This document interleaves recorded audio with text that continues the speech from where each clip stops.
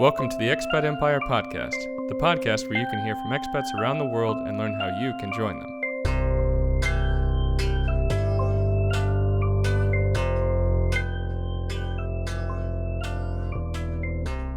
Hey guys, before we get to the interview, I want to remind you that we're offering free 30-minute consulting calls to anyone interested in moving abroad. Whether you're thinking about retiring somewhere warm, starting the next chapter of your international career, or even becoming a digital nomad, we're ready to help you think through the next steps in your journey. Send us a message at expatempire.com and schedule a call today. With that said, let's start the conversation. Hey Debbie, thanks so much for joining us today on the Expat Empire Podcast.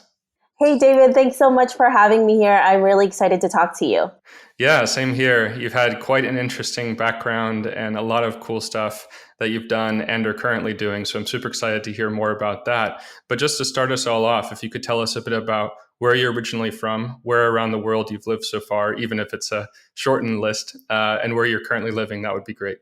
Yeah, absolutely. So I am originally from the Philippines. I was born there, and then I came to the United States when I was around 8 or 9 years old. And I have lived in the Philippines, in New York, in Florida. So those are like the three places that I've lived at. But I am location independent. I have a business that I run from anywhere. If I could, I would travel more. But unfortunately, my husband has a stable 9-to-5 job here in New York City. So we're based here, but I often travel for my business. Okay, awesome. And just to go, I guess, from the very beginning, as you said, you were originally from the Philippines and you moved to New York, I believe, when you were about 8 years old, from what I understand. So if you could just talk about that transition, obviously, probably a lot you can say there, but just given that must have been such a stark contrast for you, right? Even at that young age, I can imagine that had some consequences and effects on your desire to travel these days. So maybe you could talk about that a bit. That would be great. Yeah, absolutely. So like I mentioned, I was born in the Philippines in a tiny little town, probably most of your listeners will never hear about until now. So I was born in Ross City. If you've been to the Philippines, you're probably familiar with a very touristy area called Boracay. So it's a few hours from there, just to give you a little destination spot. But I'm immigrated here because my mom came here first, right? Like most immigrants, you come here for a better life. There really wasn't any jobs in the Philippines. So my mom came here with some of her family. And they petitioned for us to come here. Mm. And I did not see her for a very long time. So most of my early childhood, I didn't have my mother.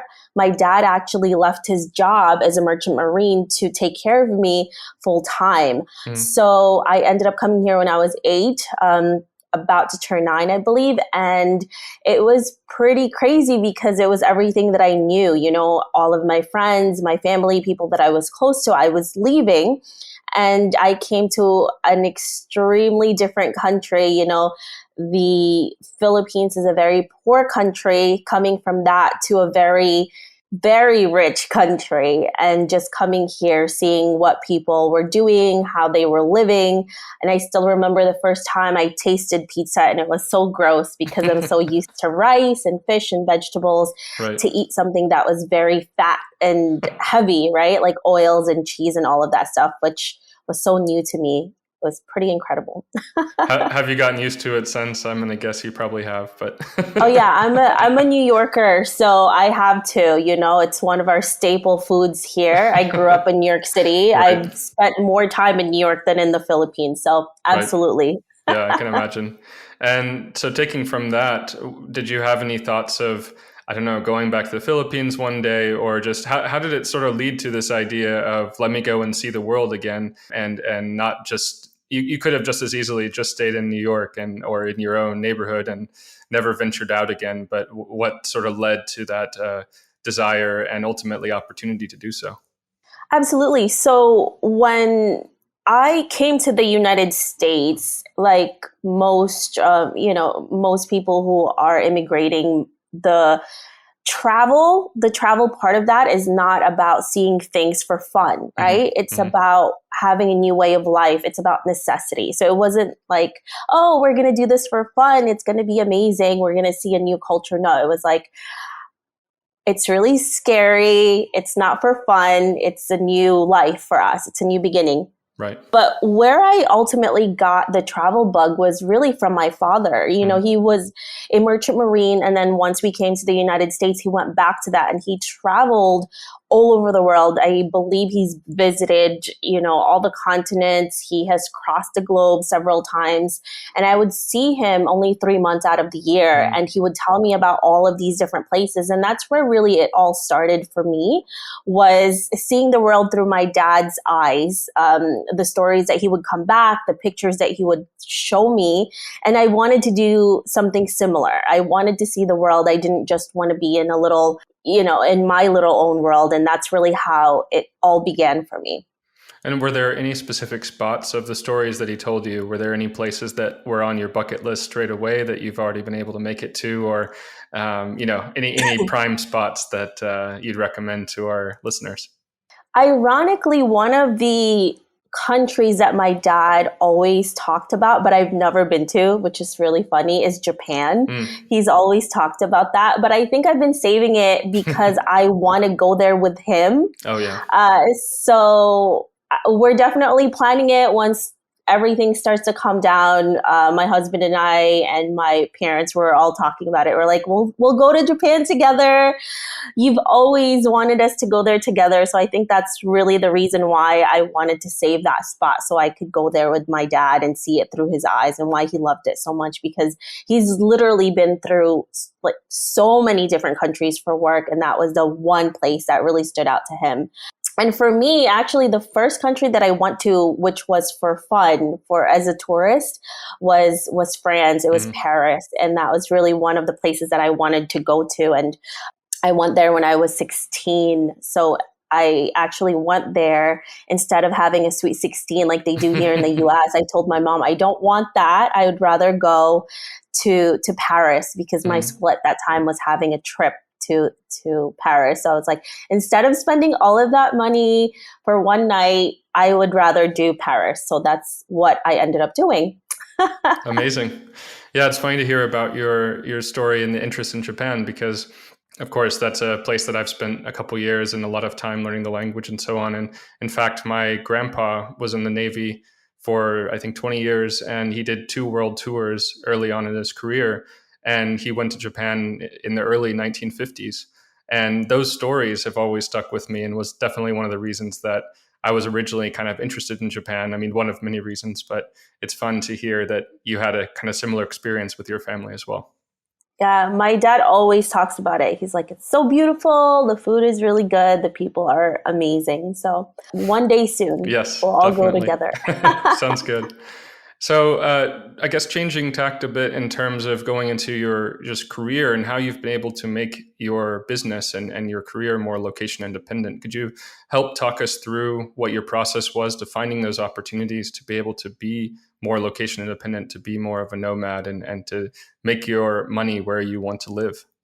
Yeah, so it was definitely a long road. I had a corporate 9-to-5 job like most people. And it wasn't, so this is a thing, right? It was a job that I went to school for, and it was a job that most people thought was like a dream job, right? Because I honestly made my own hours. My company was amazing. The people I worked with were really great. So it was something that I thought I really needed, right? People always tell you need a stable job, and I got it. I was paid really well. The business was really great, you know, the company. But I knew that it wasn't for me. I wasn't a 9-to-5 type person, and I wasn't really passionate about it. So the last 2 years of working there, and I worked there for almost 8 years, I actually started having panic attacks every 4 months. And it was kind of clockwork. It was pretty incredible how it was every 4 months this would happen to me. And then at that time too, even before I had that job and throughout that time, I was traveling a lot, and I was meeting so many people that were location independent, that were, you know, that owned their own online businesses or were remote workers. And I was really interested in that. So what ended up happening was I started thinking about it, and my husband, who was my boyfriend at that time, was like, you should listen to these podcasts about online entrepreneurs and how they got into it. And I started listening to a few of them, and it really caught me. I was like, I don't know what to do with myself. I was gaining some following on social media because of the traveling that I was doing. And then people kept telling me to do a travel blog, but it wasn't really something that I was interested in. And then I was introduced to podcasting. So then I was like, I should just do this. I used to interview a lot of people when I was doing photographs. And then I started my podcast. And then within 6 months, I started making money from it. And then within a year and a half, I was able to leave my day job and do it full time. So that's really how it started, was just this need to learn from people, right? To learn from people who actually were doing it, who were giving me realistic advice, who I knew I could learn from, and it would allow me to do something myself. But I didn't know where it would lead me eventually. But thankfully, it led me here because now I have 2 businesses from it. And yeah, it was a pretty long, crazy road to definitely get here. And could you talk a bit about maybe the ups and downs specifically of your podcast, and of course other businesses that you've started as well? Because I know it when you say it, of course it sounds. I mean, it sounds like a wonderful journey and a wonderful life. I'm just curious, maybe what some of the challenges have been that you've had to overcome, if there have been any that have been notable. Oh, there's challenges every single day, David. This is definitely ongoing. And when I say, 6 months, I started making money, a year and a half, I started, I left my day job. It actually was probably a 5 or 6 year process, maybe even longer, because before I even started my podcast and this business right now, I started and failed 3 other businesses, right? And a lot of things happens. I was just trying to figure things out. I did a business that was just purely out of making money, and it didn't work out because there was no passion for it. Then I did a business that was purely passion, and it didn't work out because I didn't know how to make it into a business. And then every single failure and every single business that I had, I learned so much that it allowed me to actually take that into this business that I have now. And that's why it's succeeding. It's still not where it needs to be, but it's definitely into that because of all of the failures and that I've had in the past. So yeah, a lot of those failures, again, is just not understanding how to run a business, just thinking that it was all because I'm a creative person, that's my background.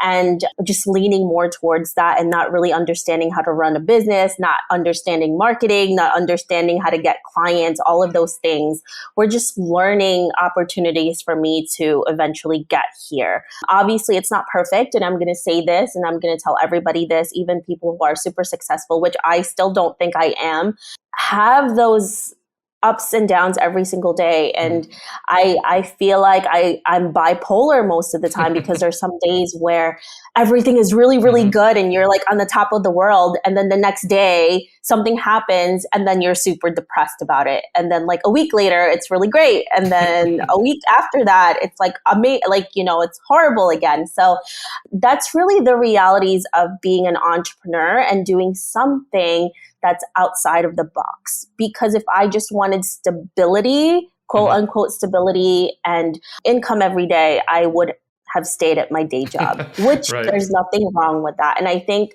sometimes, David, I think to myself, and I tell my husband this and some of my closest friends, I'm like, it must feel so good just feeling okay with being at a stable job, because you have less problems. And I'm like, am I a misogynist?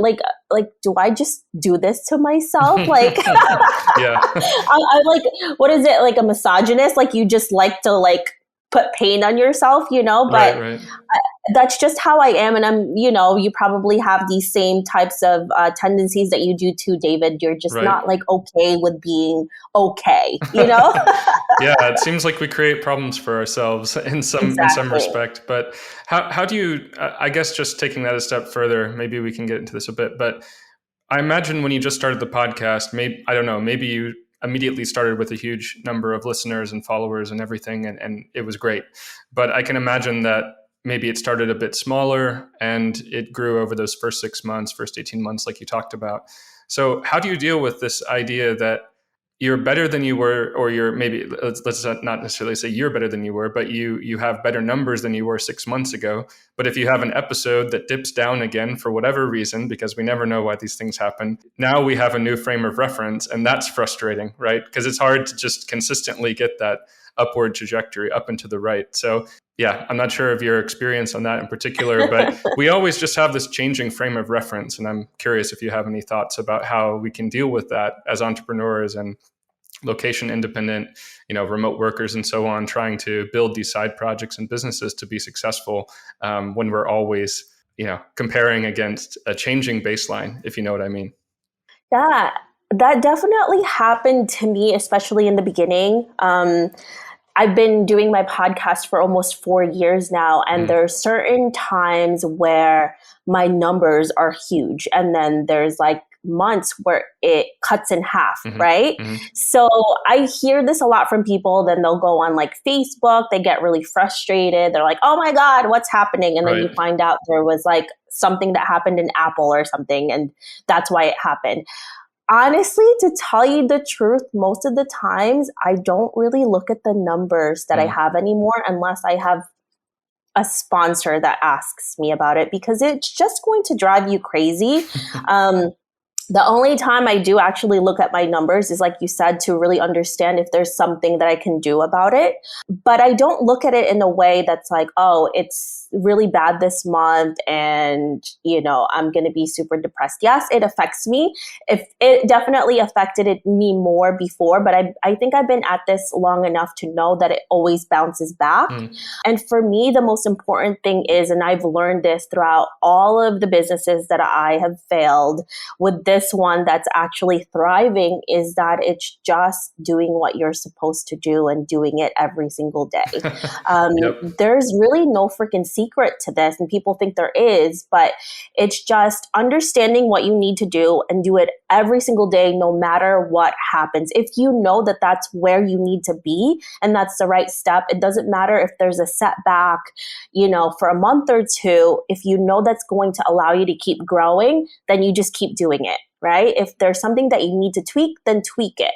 But it's just a matter of taking those steps every single day. And I think that's why a lot of entrepreneurs that succeed and succeed really well is when you're able to tune out everything and just do the work. And I think I've definitely gotten better at it, but before, it would absolutely super depress me when things didn't go my way. And I was like, And I think that also allowed me to, step back, right? Because that did happen to me a lot before. And I actually, just quit that business because it just, I'm like, oh my God, it's all a failure. But maybe I'm thinking about it.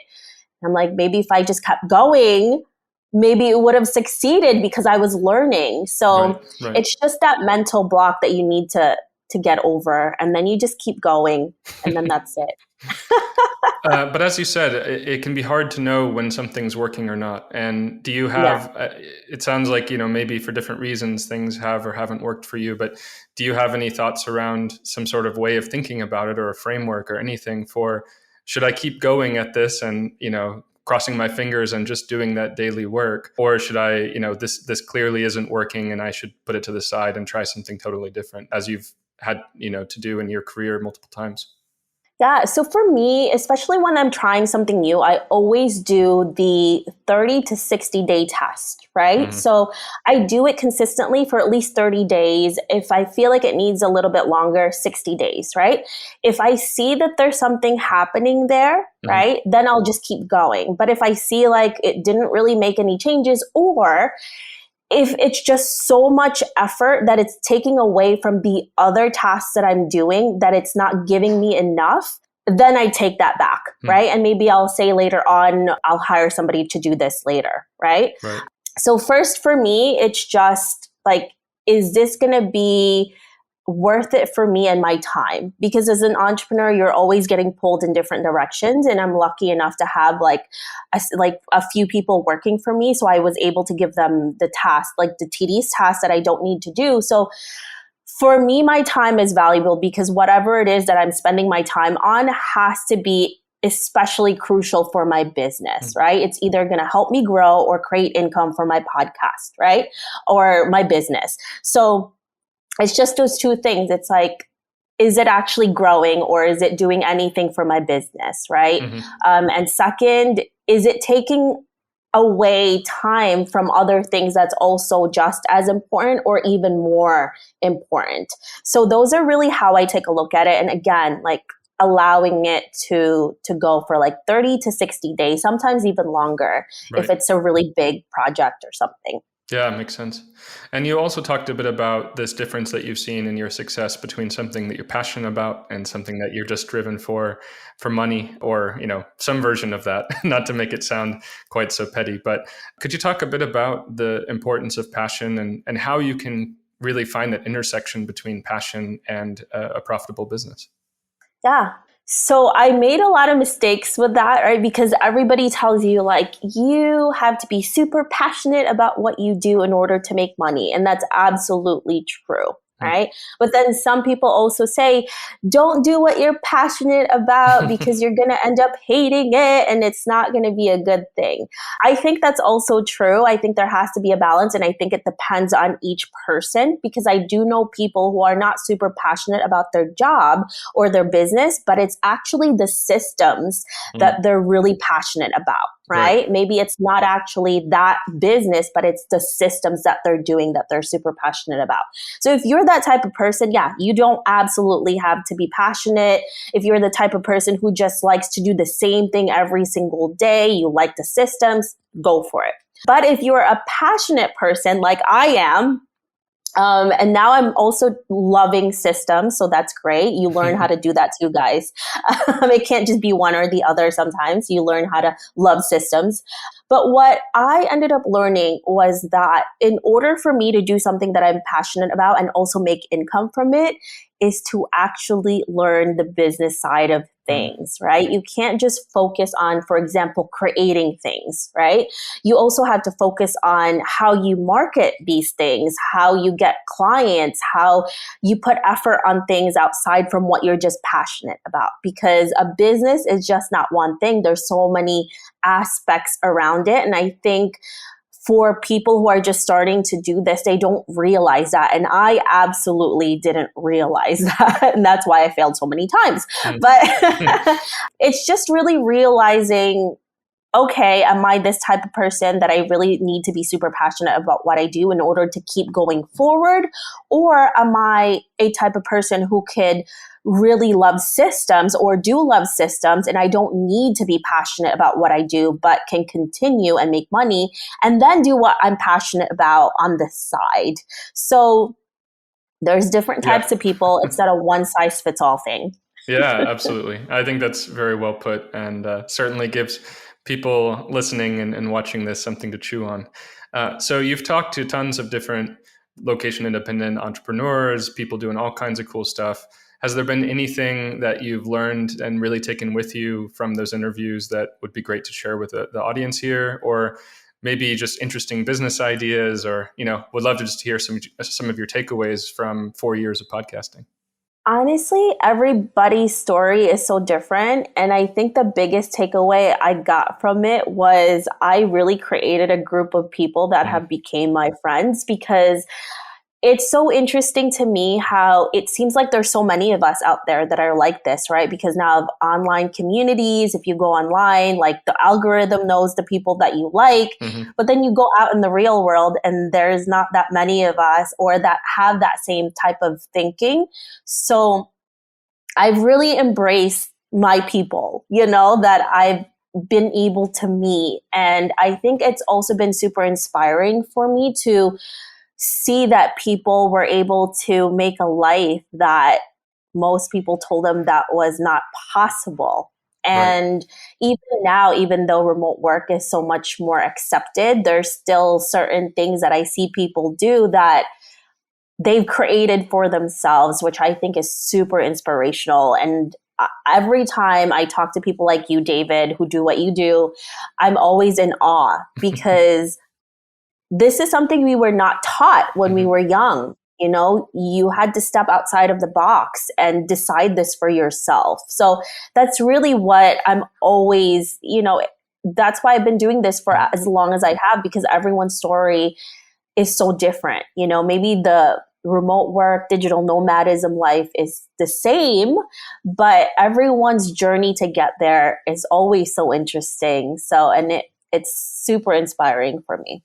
Yeah, I can imagine. And as you say, we have these online communities now, and the people that you're meeting and you're interviewing with for your show are becoming your friends. And then what I'm curious about is, granted, this is a difficult time to go out and meet people today in any city in real life, but given that you're from, let's say you're from New York and you're still living there, do you find it difficult to, I guess, compare this online community of these sort of creative entrepreneurs around the world to the people that you have around you there in New York City? Of course, a very dynamic and creative city as well, but maybe not as focused on this idea of being location independent, being remote workers, being entrepreneurs. So how do you think about that? And do you find yourself going maybe more to your online communities more than in terms of connection than the people around you in the city that you're in right now?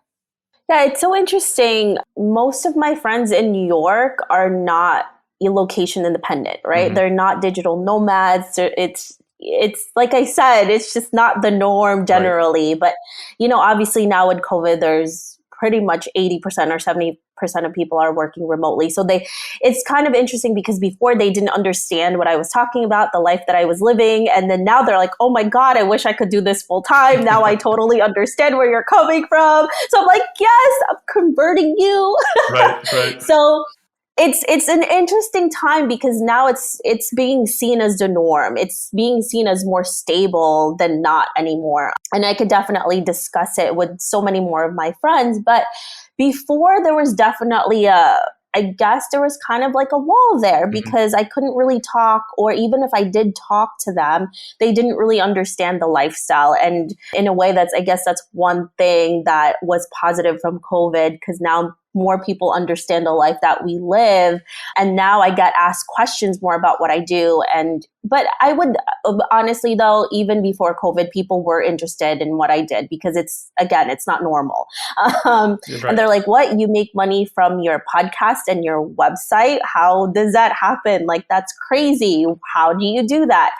So I think also because I've made friends with people that are more open-minded, I think it's also the type of people that you surround yourself with, and the people that were, sometimes I got like really weird comments and stuff, and I would kind of like take myself away from that type of group. I'm like, I'm too old for this kind of stuff, I wonder if things would have been different in terms of our paths and certainly the reception to our type of lifestyles, if we had started post-COVID, right? Because it does seem to be something that everyone's talking about these days. Have you thought about that at all? I mean, the acceptance indeed of this type of lifestyle and people searching it out. I'm sure that's been a big boon to your podcast and your businesses as well, because people want to hear these stories and figure out how they can do it themselves. Yeah, it definitely has. It's like I said, it's becoming so much more acceptable, and I'm all for it, and this is a thing that I do, like when I'm in person, when I talk to people and they don't do what I do, even if they do what I do, I don't necessarily like start telling people about it. I don't really talk about myself that much because I do enough interviews. I feel like I get that out of my system. Yeah. And I as a podcaster, as an interviewer, I love learning about other people. So unless they really ask me, I don't really give too much information about it. But I have just honestly just been embracing all of the curiosity that people have been getting more so, right? And because of that, now they are listening to our, like your podcast, David, my podcast, other digital nomad podcasts. They've been listening and also reading articles that I have on my website. So it's amazing because I'm like, I want to help so many people to do this type of life because it's really about the freedom that we have, essentially, Yeah, absolutely. So how do you make use of that freedom when in normal times, let's say, or in the soon coming months, let's hope, how do you basically take all that you do on the road And I guess I mean even more logistically, like, of course, maybe all you need is a microphone, right? But in a sense, having the space, having the time, having the space in your head to be able to manage these interviews in your process, to be able to still travel and see the things that you want to see while having hopefully not too much guilt of, oh, I'm only working 1 hour today versus my normal 8 or whatever it is. How do you manage that? I'm definitely not a digital nomad. I tried that for a few months and it was not for me. I just didn't have that headspace to do it. I felt like, oh my gosh, I'm missing out, or there was too many distractions. So I actually prefer having a base, and that's what I have now. I'm either in New York City or in Florida. And what I tend to typically do before COVID was I did have a base, and then I would travel most of the time. And this was really the issue, right? And it's just so funny because before I had this business, I would always be like, oh, I wish I had a job that allowed me to travel. But now I do have a job that allowed me to travel. And I'm like, I wish I could just travel for fun and not for work and Right. not to complain, because there's nothing to freaking complain about. I love, to travel for work. But it's really about understanding yourself, understanding how you work best. And for me, having a place where I could have a routine really works for me. And then when I am traveling for work, and I have to do that where I have to travel to meet clients, interview people, whatever it is that I'm doing, just understanding that the content creation that I'm doing there is specifically for that. And then when I come back home, I do the work part of it, Right. like the writing, the editing, all of those things. So it's just understanding what you need to do at that time, at that moment, and not really bombarding yourself with everything else. Because at the end of the day, you also need to have fun when you have that type of opportunity as well. Yeah, absolutely. And just one other point on your business, especially as it relates to podcasting. So it sounds like this is, of course, where you found the most success in all the businesses that you've tried to date, or up until that point, at least. And now there's just so much different content out there. Not only are there tons and tons of podcasts, but obviously YouTubers, streamers of all sorts. There's Clubhouse. There's just a million different and blog posts, like I know that you have on your site, and courses, and there's so much stuff. So how do you kind of figure out where your sweet spot is? Or do you try to do everything, which I imagine is probably not a good idea, but I would just love your thoughts on how did you find that the podcasting was the right medium for you? Honestly, I don't try to do everything. I just focus on things that I really enjoy. And that's really what I recommend for people. You can absolutely try different things and then just choose one or two that you really love, right? And it's okay to try out a lot of things in the beginning because maybe you don't know where you fit in yet, right? And something is going to stick. It's just, again, don't give up, just try it out.